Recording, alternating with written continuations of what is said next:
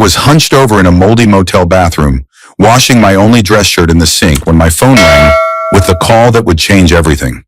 The cheap phone vibrated against the cracked porcelain, nearly falling into the soapy water where my last shred of dignity was soaking. My name's Ethan Parker, and 6 months ago, I had everything a man could want. A loving wife, 2 amazing kids, and a secure position as operations manager at Westlake Manufacturing. Now I was living on crackers and peanut butter, sleeping in a $39 per night motel that smelled like decades of other people's desperation. The caller ID showed unknown, but something told me to answer. Perhaps when you've hit rock bottom, any change feels like it might be upward. Hello. My voice sounded strange even to my own ears, hoarse from not having anyone to talk to for days. Ethan Parker? The voice was unfamiliar, older, gruff, like whiskey over gravel. Who's asking? I squeezed water from my shirt, watching it drain away like my former life. My name's Calvin Roberts. I was your Uncle William's attorney. We need to talk. Uncle William, the family outcast, the conspiracy theorist who lived in a cabin in Colorado and sent me bizarre Christmas cards about government surveillance until he died 3 months ago. The uncle I hadn't seen in person since I was 12, when he showed up at our family reunion ranting about corporate corruption and my father's so-called accident. Everyone had rolled their eyes and kept their children away from him. My mother had called him damaged goods after his time in Desert Storm. I don't mean to be rude, but I'm dealing with some personal issues right now. An understatement so profound it almost made me laugh. Personal issues, like losing your entire life while everyone watched and no one helped. I know exactly what you're dealing with, Calvin said, his voice dropping lower. I know your wife Amanda left you for Jackson Reynolds. I know Reynolds fired you from Westlake. I know he's living in your house with your children. He paused, letting each statement land like a hammer blow. And I know why. I nearly dropped the phone in the sink. The hairs on my arms stood up, a primal reaction to hearing someone articulate the nightmare I'd been living. How could you possibly? William knew this would happen. He's been watching the Reynolds family for decades, ever since your father's death. Another pause. There's a package waiting for you at Western Union. Confirmation number 40729. Pick it up, follow the instructions. Don't tell anyone. Not your friends, not your brother, not your drinking buddy, nobody. Why would I? Because they're still watching you, Ethan. The same people who destroyed your life are making sure you stay destroyed. William tried to warn your father 20 years ago, but no one listened. They called him crazy. I heard papers shuffling. Your father wasn't killed in a random industrial accident, Ethan. And your wife didn't just happen to fall for your boss. None of this is coincidence. The line went dead.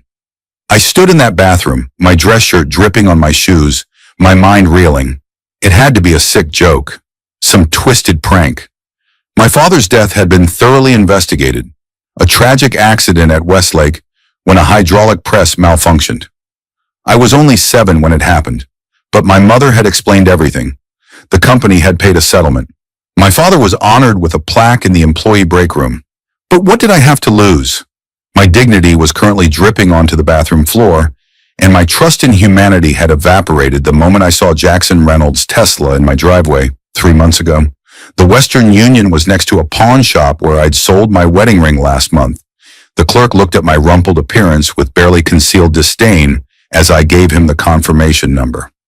Inside the package was $10,000 in cash, a burner phone, and a handwritten note. This is just enough to get you to Colorado. The real money is waiting there. If you want to know why your life was destroyed, drive to these coordinates. Tell no one. Trust no one. The cabin has everything you need to understand why this happened and how to make it right. This isn't about revenge, Ethan. It's about justice for your father, for you, for your children. William taped to the back was a key that looked like it belonged to a padlock, not a door. I stared at the cash, more money than I'd seen in months, and felt something stir inside me. Something beyond the numbness and depression that had become my constant companions. Curiosity, maybe even hope.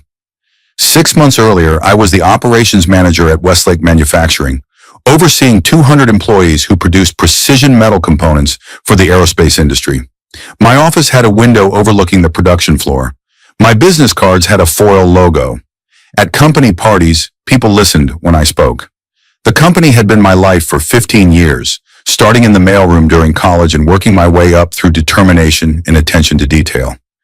I had a 3-bedroom colonial on Oak Drive with a finished basement where I built model airplanes with my son Liam.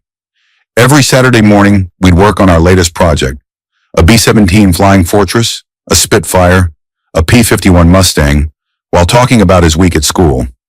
My daughter Emma had her own bathroom decorated with purple butterflies she'd painted herself during a father-daughter weekend when Amanda visited her sister. Emma was artistic, sensitive, always leaving drawings on my nightstand to give you good dreams, Daddy.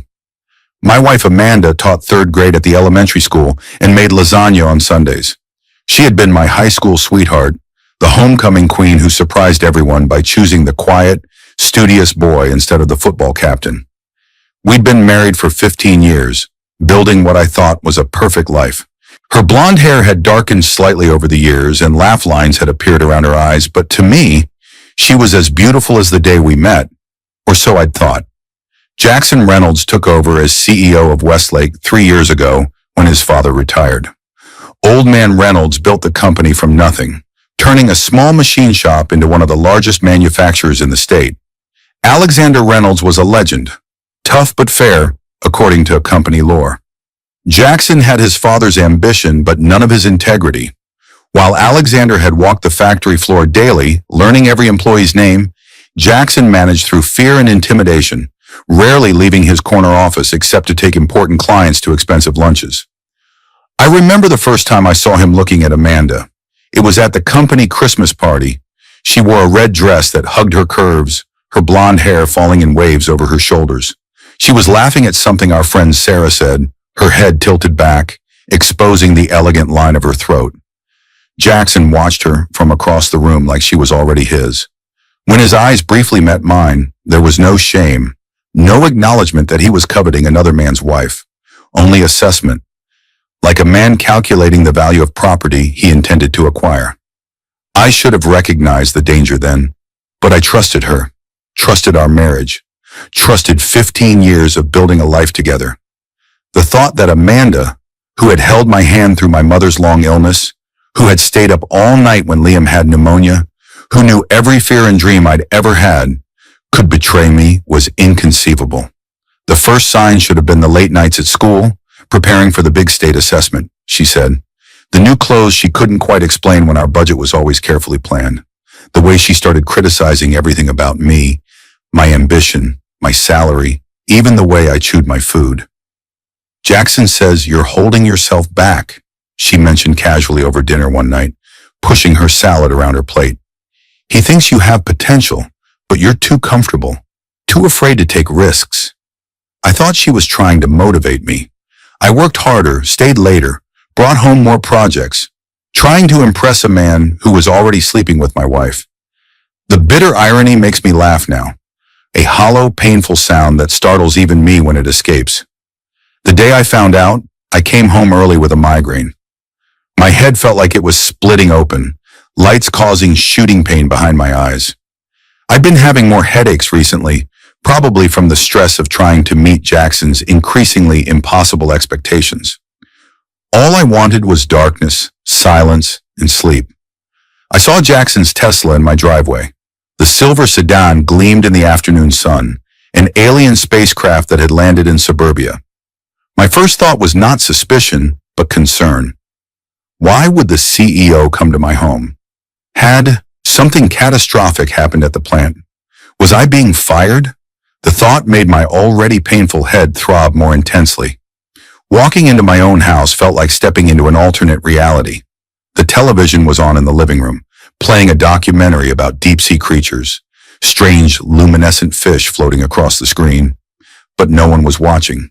2 wine glasses on the coffee table, a man's suit jacket, too expensive for my salary, draped over the back of my recliner. I called out Amanda's name, my mouth suddenly dry. No answer, but I heard movement upstairs. Music was playing from our bedroom. Leonard Cohen, Amanda's favorite for what she called grown-up time. The realization dawned slowly, my brain refusing to process what was becoming obvious. The master bedroom door was closed. I heard Amanda's laugh, a sound I thought I knew, but now realized was being performed for a different audience. It was her flirtatious laugh, the one I hadn't heard directed at me in months, years maybe. I stood outside that door for what felt like eternity, my hand hovering over the knob, knowing that opening it would change everything. There would be no going back to not knowing, to blissful ignorance. The pain in my head receded, replaced by a strange clarity. I turned the knob. I opened the door. Amanda and Jackson stared at me from our bed.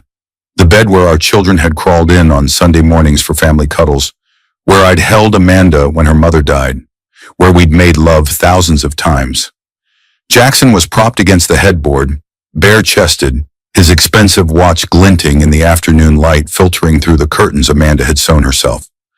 My wife was beside him, the sheet pulled up over her chest, her hair disheveled, lipstick smudged. "Ethan," Amanda said, her voice calm, almost annoyed at the interruption. "You're supposed to be at work." Not surprise, not shame, annoyance. Jackson didn't even have the decency to look embarrassed. He just gave me that CEO smile, the one that said he was used to taking what he wanted and facing no consequences. "We need to talk, Ethan," he said, as if we were in a board meeting discussing quarterly projections. "Why don't you give us a minute to get dressed, and we can discuss this like adults?" Like adults, as if sleeping with your employee's wife was the adult thing to do, as if destroying a family was just another business transaction to be negotiated.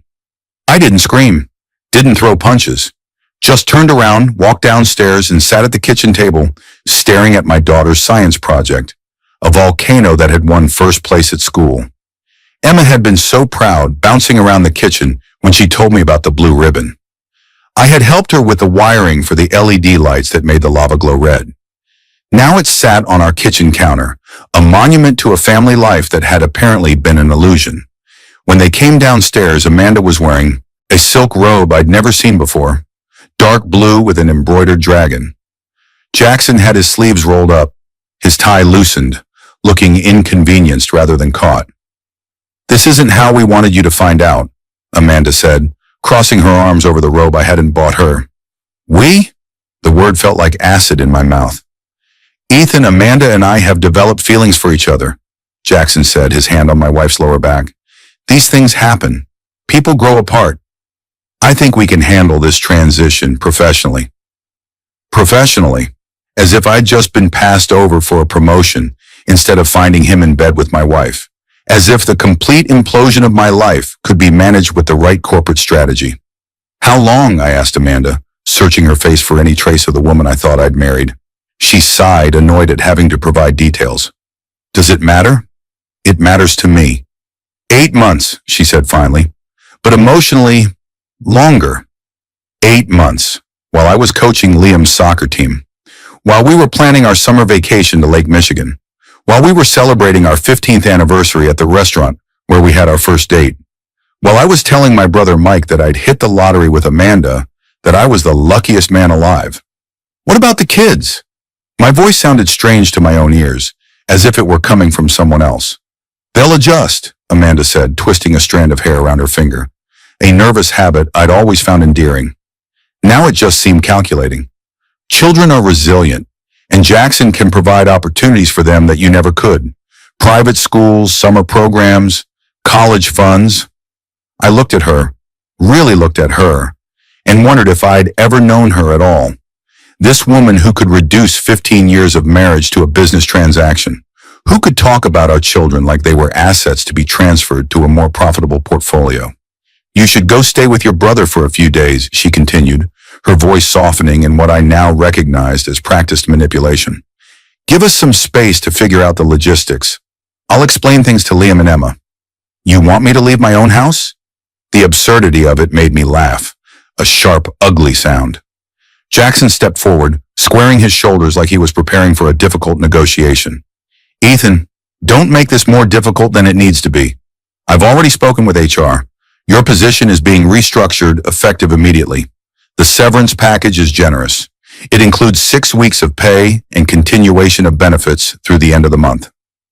I was being fired, in my own kitchen, while my boss's hand rested on my wife's hip. "You can't do that," I said. But even as the words left my mouth, I knew they weren't true. Jackson Reynolds could do whatever he wanted. His father had built Westlake Manufacturing, and Jackson had inherited not just the company, but all the power that came with it. "It's already done," he said, not unkindly. "Your access has been revoked. Your personal items are being packed as we speak. This doesn't have to be ugly, Ethan. For the kids' sake." The kids, my children, who would now be living with this man who had dismantled their father's life with surgical precision. I packed a bag in a daze, taking only clothes and my father's old watch. Amanda stood in the doorway, arms crossed, checking her phone occasionally as if this whole situation was keeping her from more important matters. "The kids will be home from school soon," she said. "It's better if you're not here. I'll tell them you had to go on a business trip." "A business trip to where? I just got fired." She shrugged. "We'll figure something out. Jackson knows people. He can help you land on your feet somewhere else. Somewhere, not here." The casual cruelty of it stunned me into silence.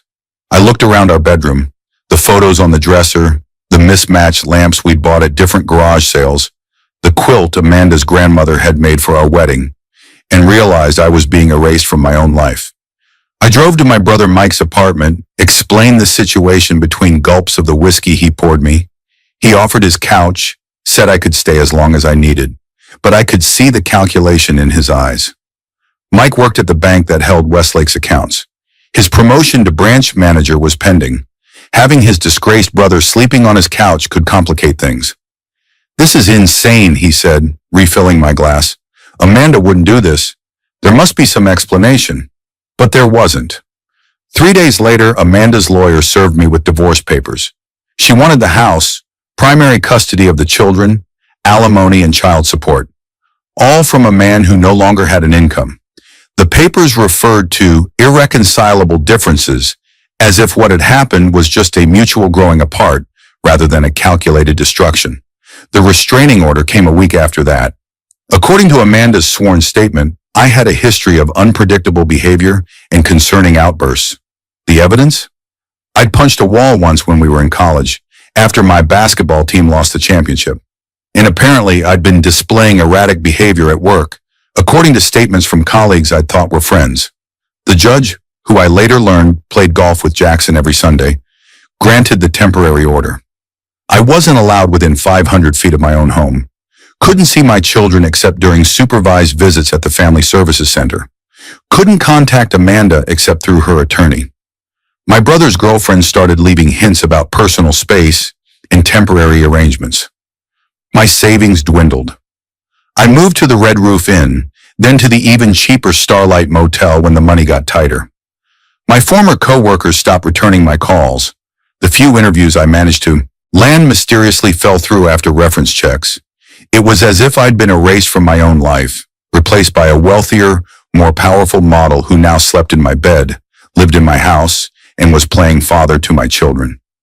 The only bright spot was seeing Liam and Emma during my supervised visits, though even those moments were tainted.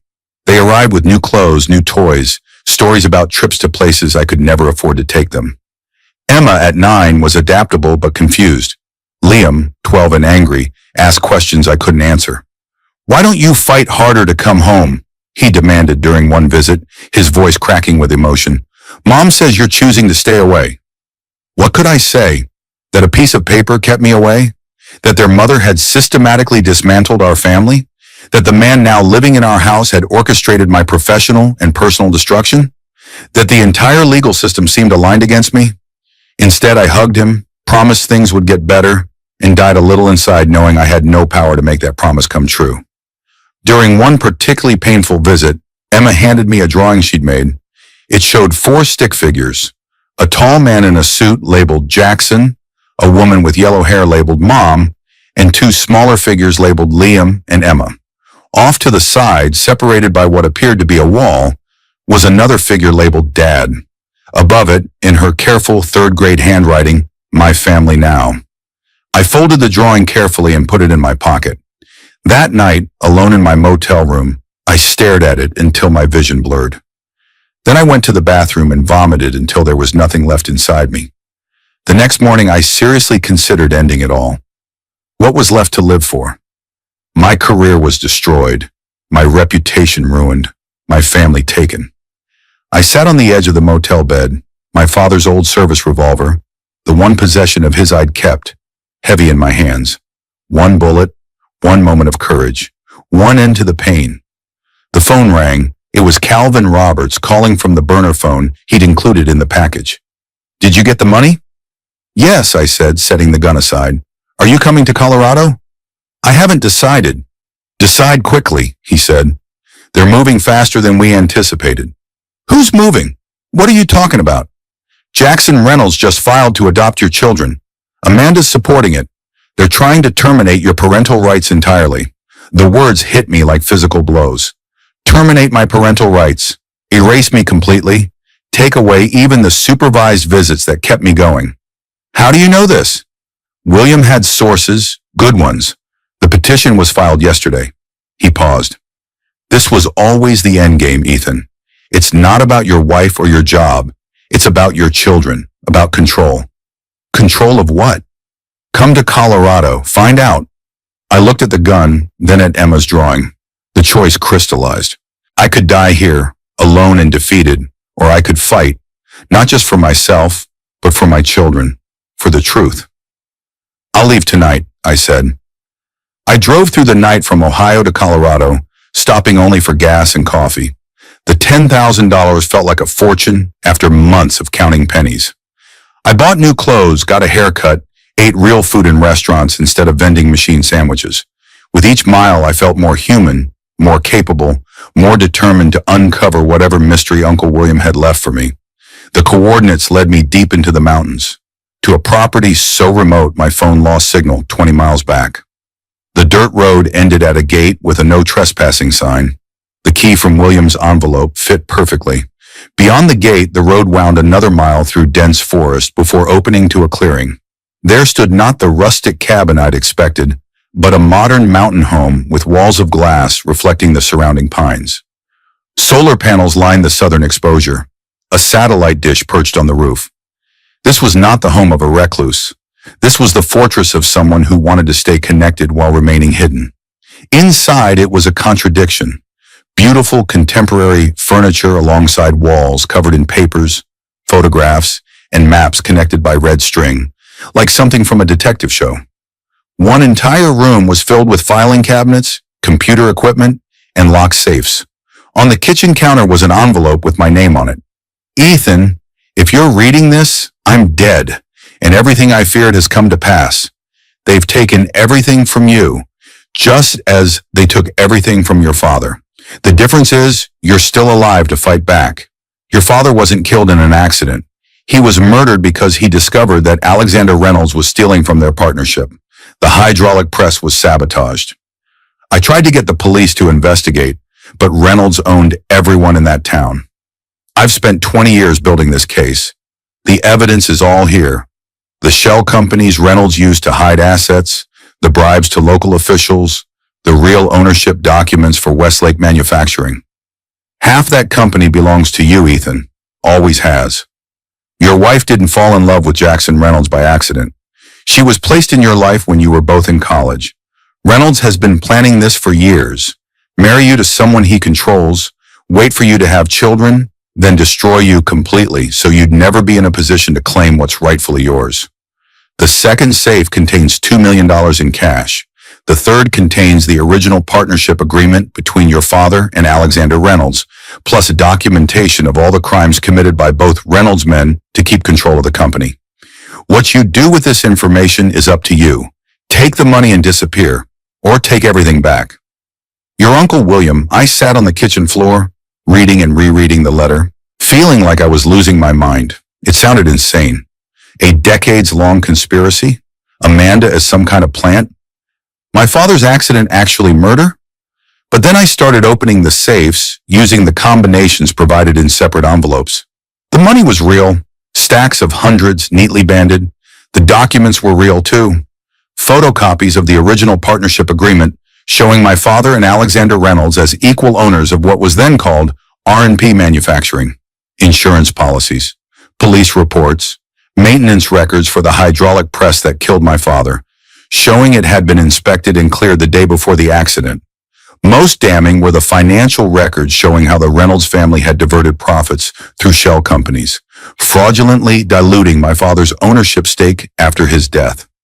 My mother, devastated by grief and caring for a 7-year-old son alone, had signed away rights she didn't understand for what the papers called financial considerations. A small house in a good school district, a college fund for me, health insurance, all while the Reynolds family stole millions that should have been ours. Then came the files about Amanda, photos of her meeting with Jackson while we were still in college, bank statements showing regular deposits into an account I never knew existed, a transcript of a recorded conversation. Amanda, how much longer do I need to keep this up? 15 years is a long time to pretend. Jackson, just until we have full custody. Once the judge grants that, his parental rights can be terminated. You'll be free, rich, and finally done with this charade. Amanda, and if he somehow discovers the truth? Jackson, he won't. But if he did, who would believe him? A jobless, unstable man making wild accusations about one of the most respected businessmen in the state? He'd sound crazy, just like his uncle. The most bizarre discovery was a dossier about me from my college days.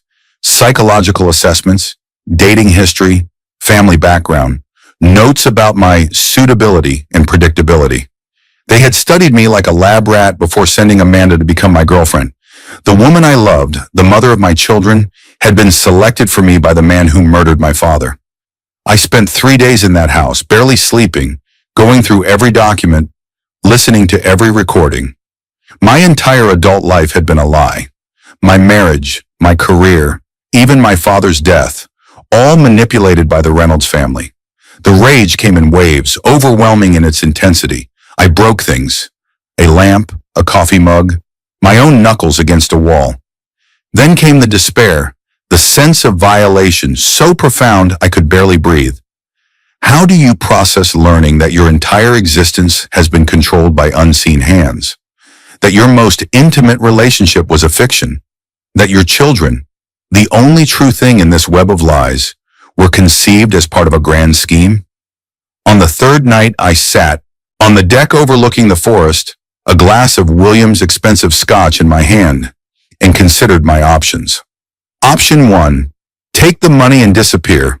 $2 million would set me up comfortably anywhere in the world. I could start over, build a new life far from the Reynolds' reach. Option 2, go public with the evidence. But who would believe me? The recordings might be inadmissible in court. The financial documents were complex and would require forensic accountants to decipher. I'd be painted as a bitter ex-husband spinning conspiracy theories. Option 3, confront Amanda and Jackson directly. Demand the truth, but they'd already shown they were willing to destroy me to keep their secrets. As the sun set behind the mountains, casting long shadows across the clearing, a fourth option crystallized in my mind. I wouldn't run, and I wouldn't make accusations no one would believe. I would build a case so airtight, so thoroughly documented, that not even the Reynolds' money and influence could suppress it. When I finally emerged from Williams' house, I had a plan. First, I drove to Denver and met with Patricia Miles, a former federal prosecutor turned private attorney who specialized in corporate fraud. I paid her retainer with cash from Williams' safe. This is either the most elaborate conspiracy I've ever seen, she said after reviewing the documents, or you're delusional. Let me verify some of these records independently. 2 days later, she called me back to her office. Everything checks out, she said, her expression grave. The partnership agreement is legitimate. The financial fraud is provable. The evidence of tampering with the hydraulic press is circumstantial but compelling. She hesitated. The recordings of your wife, however, are legally problematic. Colorado is a two-party consent state for recordings. What does that mean for the case? It means we can pursue the financial fraud and potentially reopen the investigation into your father's death. But the evidence about your wife's involvement may never see a courtroom. She leaned forward. But that doesn't mean we can't use it strategically in settlement negotiations. Next, I contacted Special Agent Trevor Barnes at the FBI's Financial Crimes Division, a name I'd found in Williams' notes. He'd apparently been building a case against Reynolds Enterprises for years, but lacked the smoking gun evidence that William had accumulated. "Your uncle contacted me 6 months before he died," Barnes told me over coffee at a nondescript diner outside Denver. "Said he had everything I needed but wanted to wait for the right moment. I thought he was just another conspiracy theorist." He shook his head. "I should have taken him more seriously." The federal investigation moved slowly, methodically. Barnes and his team verified each document, interviewed witnesses William had identified, followed money trails through shell companies in offshore accounts. Meanwhile, I focused on staying alive. William's paranoia no longer seemed irrational. If the Reynolds family had orchestrated my father's accident and my personal destruction, they might not stop there. I changed motels every few days, used cash only, stayed away from cameras and social media. During this time, my supervised visits with Liam and Emma were my only connection to my former life. Each meeting was more painful than the last. The children were being coached, that much was clear. Liam's anger toward me grew more intense. Emma became more withdrawn, no longer running to hug me when she arrived. "Mom says you're trying to hurt Jackson," Liam said during one visit. "She says you're making up lies because you're jealous." "That's not true," I said, trying to keep my voice steady. "I would never lie to you." "Then why does Mom cry every time your name comes up? Why does she have to take those pills to sleep?" The manipulation was expert, using my children's love and concern against me. I wanted to tell them everything, about their grandfather's murder, about their mother's deception, about the inheritance that was rightfully theirs. But they were too young to understand, and burdening them with such knowledge would only cause more harm. Instead, I focused on being present during our limited time together. I helped Liam with his math homework, played board games with Emma, tried to create moments of normalcy in our surreal situation. During one visit, Emma whispered to me while Liam was in the bathroom, "Jackson makes Mom cry too, when he thinks we're asleep." Her eyes were wide, serious. "He calls her names, bad ones." A chill ran through me. Was Amanda herself a victim in this scenario? A pawn who had played her part too well and was now trapped in a relationship with a controlling, abusive man? The possibility added another layer of complexity to an already Byzantine situation. If Amanda was being coerced or threatened, could she become an ally rather than an adversary? Within weeks, the machinery of justice began moving. Federal agents executed search warrants at Westlake Manufacturing and the Reynolds family offices. Jackson was brought in for questioning. The company's accounts were frozen. I stayed in Williams' house, following the advice of my new legal team to remain out of sight. I grew a beard, lost weight, became someone even my own children might not recognize. The news broke nationally. Manufacturing dynasty faces federal fraud charges. CEO arrested in decades-long financial scheme. Justice Department reopens 1995 industrial death investigation. Amanda called me from Ohio, the first direct contact we'd had in months. "What have you done?" she hissed. "Found the truth," I replied. "William had everything, Amanda. The recordings, the bank statements, photos of you with Jackson going back to college." Silence on the line then. "You don't understand what they'll do to me." Who will do?" "His father," she whispered. "Alexander, he's the one who arranged everything.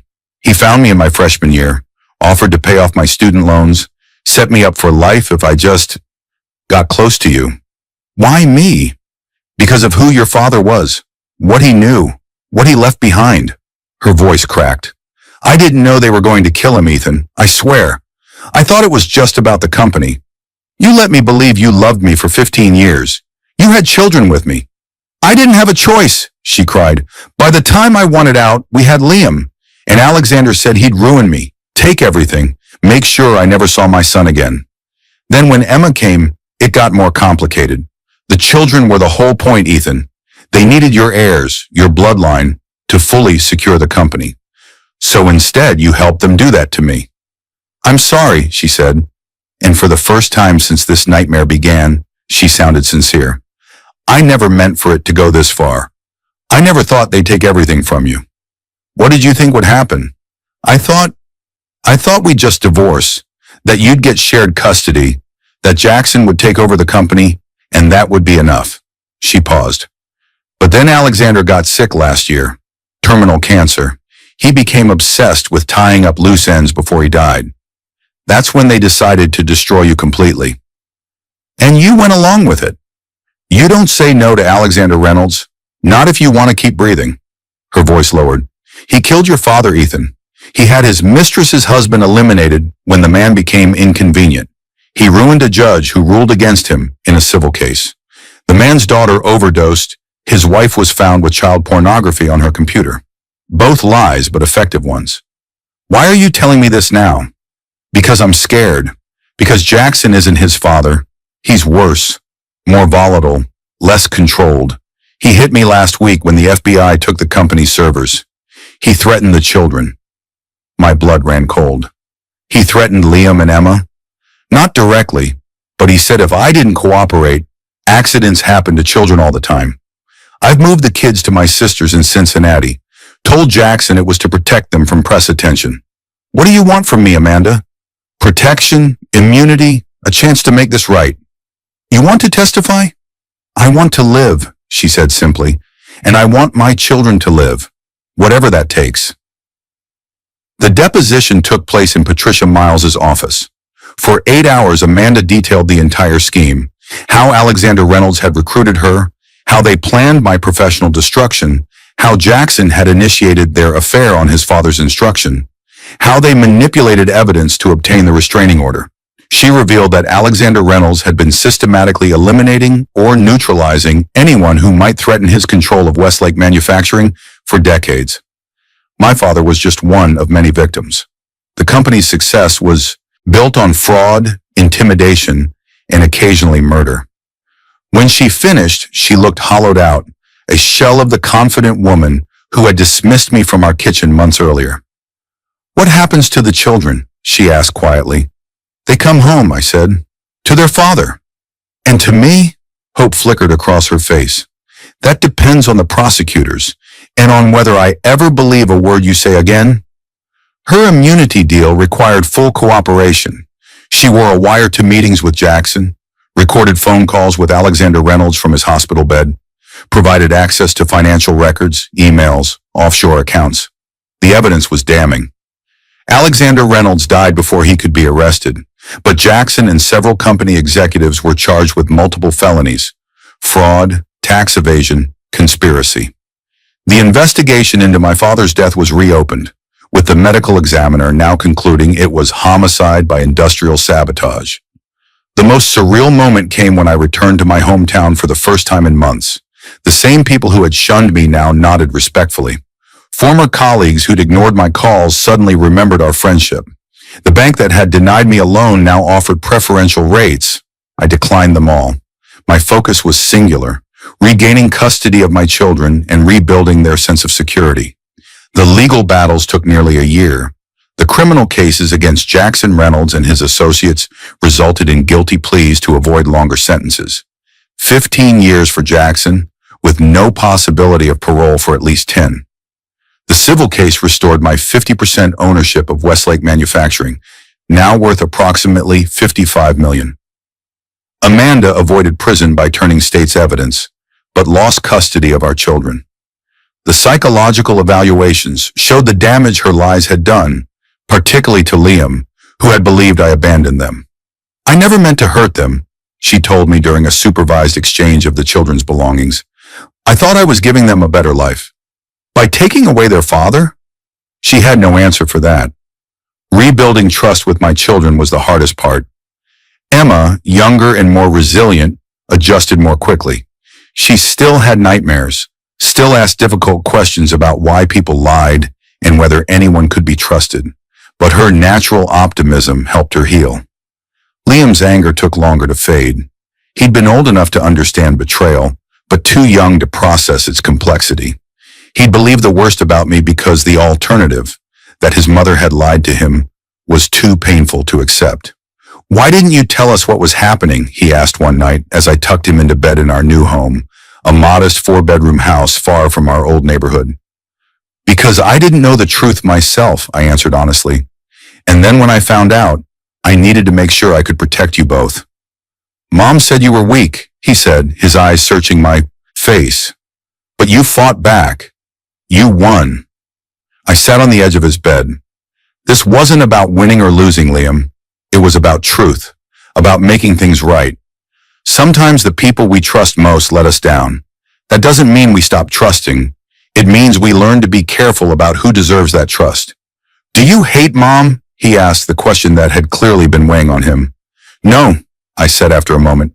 I'm angry at what she did and sad about what we lost. But hate takes too much energy, and whatever else she may have done, she gave me you and your sister. I can never hate someone who brought you into my life. He seemed satisfied with that answer, at least for now. There would be more difficult conversations ahead as both children grew and understood more about what had happened. But for that moment, honesty was enough.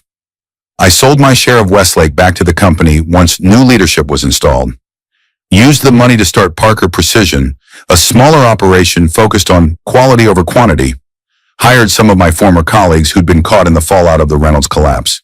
Williams Mountain property became our summer retreat, though I took down the walls of evidence, replacing them with family photos, new memories to overwrite the painful ones. Amanda moved to California after the divorce was finalized. She sends birthday cards to the kids, occasional emails checking in, but keeps her distance. Whether from shame or self-preservation, I'm not sure. The children speak to her weekly by phone. The conversations are awkward, stilted, but necessary for their emotional well-being. I kept William's letter in my desk drawer, reading it occasionally to remind myself how quickly life can change, both for worse and for better. My crazy, paranoid uncle had saved me from a fate worse than death, living forever as a hollowed-out shell of a man, believing he'd lost everything through his own failures.